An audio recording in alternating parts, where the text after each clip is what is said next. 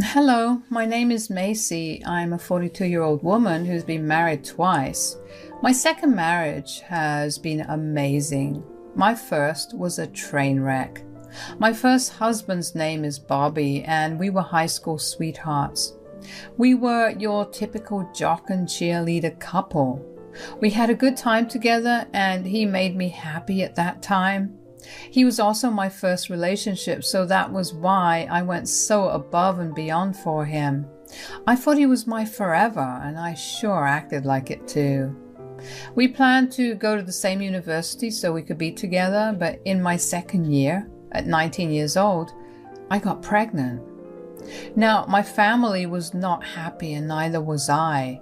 My mom warned me constantly that life would not be blissful, especially with Bobby. My family never liked him, although they could never tell me why, other than just that something about him felt off. Of course, as a teenager, I wanted to prove them wrong and rebel against them, so I ignored all their concerns. Our families agreed to support us until we graduated and got good jobs, which I was and still am super grateful for. Bobby and I got married in court, and we had our first child.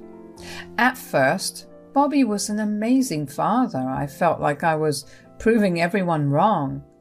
And then, about 2 years later, I got pregnant again. This time, I was a college graduate, but I had to quit my job so I could stay back and take care of the kids. Bobby worked 2 jobs to keep us afloat. It was a tough life, but at that time, I felt that as long as I had Bobby by my side, nothing could make me feel bad. But a couple of months after our second child, Bobby began to behave very differently. I tried to talk to him about it, but he never budged. And then one day, I had taken the kids out for a walk and came back to an empty apartment. None of Bobby's things were there. I panicked, of course, and seeing me panic made the kids cry. I tried calling him several times, but each time took me to voicemail. I remember rushing to my mother's place with 2 kids that were bawling while I tried my best to hold back my tears. My mother looked alarmed when she opened the door and let me in. What happened? I think Bobby left me. What? What do you mean? I took the kids for a walk, and when I got back, the house was empty of all his things. I can't get a hold of him either. Oh no, do you know why he might have left? I don't know. He'd been acting very differently for a while, but he wouldn't talk to me at all, and then today just happened. Okay, calm down a little. We should wait a little while, and if he doesn't show up, we'll file for divorce, and I'll help you out. But I loved him. How could he do this to his children? I know. I wish I could find him for you and ask him all these questions, but we have to move on. Not because it'll heal you, but because you have 2 kids to raise. My mom was right. So I spent the next few months painfully getting over him while raising 2 kids who looked a lot like him. I cried myself to sleep for many nights, but eventually months turned into years, and I slowly got over the pain. My kids obviously asked questions about their father, and when they were old enough, I told them the truth. They were devastated, but surprisingly understanding about their past. Together, as a family, we learned to live past the pain. My mom was obviously the biggest help for us, and she made raising 2 kids easier than it would have been all by herself. I happened to meet my current husband, Fred, at a bar 13 years after Bobby left me. I was out with my friends for one of their birthdays. My mom had the kids, and I figured it was the best time to let loose and have a little fun with my friends. For the better of the night, I stuck to my friends, and we just chatted and laughed for the most part. Towards the end of the night, I got approached by Fred. My friends had been begging me to get with the guy for years, but I was always too traumatized by Bobby to ever try again. So when Fred approached me, my friends left to go watch from further away as I made conversation with him. Fred started by asking me if he could buy me a drink. I was not going to turn down a free drink, so I obviously said yes. We waited until we got our drinks to properly start talking. So, what brings you here? It's my friend's birthday and I'm just here to celebrate with her. That's nice. How about I send over some drinks for all of them? All of them? There are 7 more people there. It's all right. I'll make up all the money I spent here in the next 2 hours, so no worries. Whoa, so you're rich? Ha, I guess you could say that. Of course I'm not trying to brag or anything. No, it's a great thing to flaunt. Not a lot of people get to do that, and not to mention you aren't being a prick about it. You're buying a bunch of strangers drinks because I told you that it was one of their birthdays. What can I say? I have a particular weakness for pretty women. You're so weak, you'll believe everything they say, even lies? Yes, of course. Although, did you lie? No. It is one of their birthdays, but it is concerning that pretty women make you weak. You should get that checked. How about you help me with it? Maybe if I had a pretty woman by my side, I'd only have a weakness for one woman. I could think of that.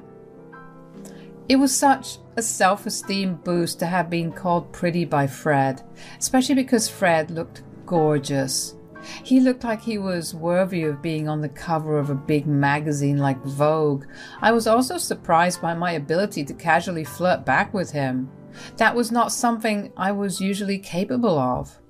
I was very much an introvert, so I don't know if it was the drink or just the aura that Fred radiated, but I felt comfortable enough to be flirty. Eventually my friends came and got me, but not before profusely thanking Fred for the drinks. Before I left, Fred and I exchanged numbers, and from then on, we were constantly talking to each other. It started off as texts, and then we would call each other whenever we had nothing going on, or if we had something interesting to share. We also started meeting up a lot more often. At first, we met up in very public places, but as the months went by, we started hanging out at each other's places.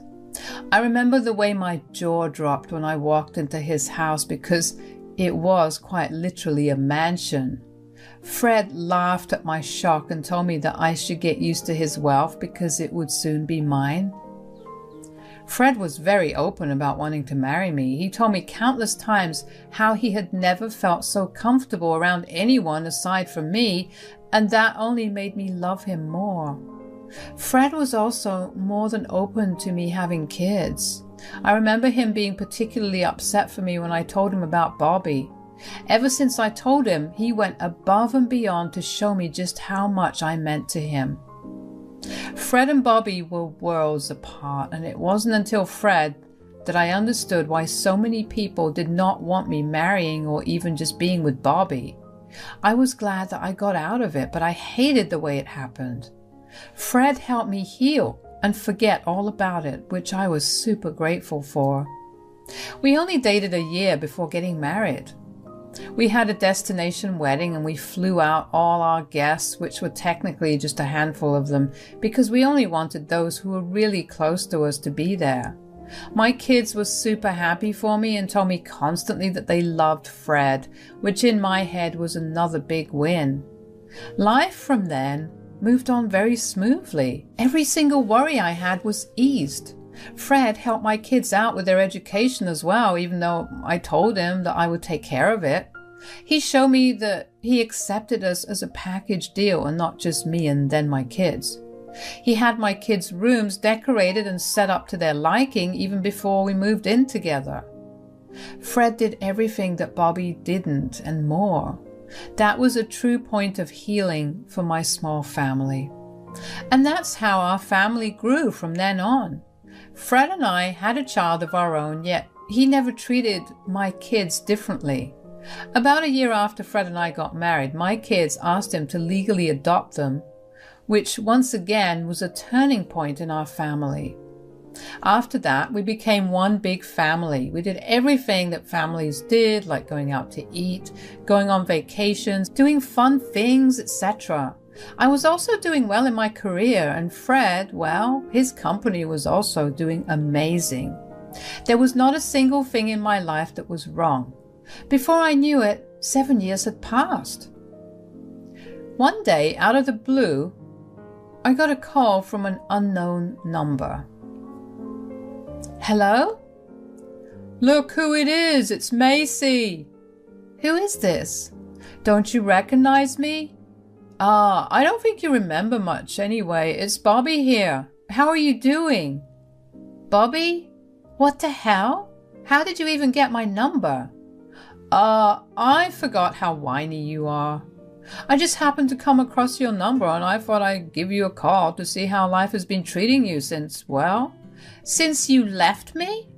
Oh, come on, Macy. We were having way too much trouble and both you and I know that we would have gotten divorced anyway. So you just chose to leave without saying a word? Well, I wanted to avoid all the emotional drama, so I did what I had to do. You are a piece of work. A pretty rich piece of work. Do you know what good it has done me to have left you? I swear it was the best decision of my life. Are you being serious right now? Yes, I married this really rich woman who had kids, but I was willing to overlook it because of her money. She came through though because she got me this amazing job that pays me so much money. I'm living my absolute dream. So you abandoned the kids you did have to father someone else's kids? You got to do what you got to do, am I right? Please never call me again. Goodbye. I was seething. The pure audacity of that man to call me only to brag about his new rich lifestyle. Of course, a part of me wanted to carry on the conversation with him so I could find out where he was, only so I could go there and punch him. But at the same time, I was so overwhelmed with so many different emotions that I could barely think straight. But after I cut the call on him, I felt so much hurt. Not for me, but for my kids. My poor kids grew up for the better parts of their lives without a father who was in fact too busy fathering his new wife's children. I knew we were struggling, but what did he expect? We were only high school graduates when we had our first child. Where in the world would we have gotten money for ourselves? At the same time, I felt disgust roll over me. He was the classic definition of a sleazebag. He clearly wasn't one to give someone attention unless they had something to offer him. I decided to block his number because I didn't want to deal with him anymore. The chapter of my life had been closed for long enough and I never wanted it back open. I told Fred about it later on that night and he was understandably upset. But he was also glad that I blocked Bobby's number. We decided to move forward from that. About a week later, I got a call from another unknown number. It was Bobby once again. At this point, I was beginning to get frustrated. He called to brag again about his luxurious lifestyle. He told me all about the new expensive car he had just bought and how his kids were doing amazing at school. I didn't care to be polite this time and just hung the phone up on him. That did not stop him. He kept calling every week after that to keep telling me about all his expensive purchases. I kept blocking him with every number he called, but it seemed like he kept using different numbers to call me. At some point, I stopped picking up because then he only called me frequently. It seemed like he derived some sort of sick pleasure from bothering me so much. One particular day, I was at work and I was stressed when Bobby called me. "Oh, hey, Macy. Can't you just leave me alone?" "Oh, come on. I'm making up for the time that's been lost." "Well, you're 20 years too late. The kids don't care about you and neither do I. Leave me alone." "You know you love it, Macy." "I really don't. I don't want to hear anything about you or your new good life." "Why? Are you jealous? Are you jealous that I'm living the life that you'll never be able to live?" "I can assure you I don't." "Well, here's something that will definitely make you jealous. I just got a promotion. I don't give a crap. You know you're jealous. I mean, I just got a promotion at Digidome, one of the finest media companies. I'm going to hang up. I was furious and annoyed, but something he said kept tickling my brain. I was way too angry to think about it at that moment, so I let it go. When I got back home afterward, I thought about what it was that Bobby said that tickled my brain, and then it hit me. He said he worked for Digidome, one of the finest media companies, which I had to agree with. They were responsible for hiring and recruiting some of the most talented influencers and journalists in our city. The reason that I kept thinking about it, Fred is the CEO and founder of the company. Bobby was working for my husband. I could not believe how wonderfully the universe aligned for me. That meant that I could finally teach Bobby a good lesson, not only for bothering me, but also for abandoning his children. I waited with excitement until Fred got back home. When he did, I told him all about what had happened during the day.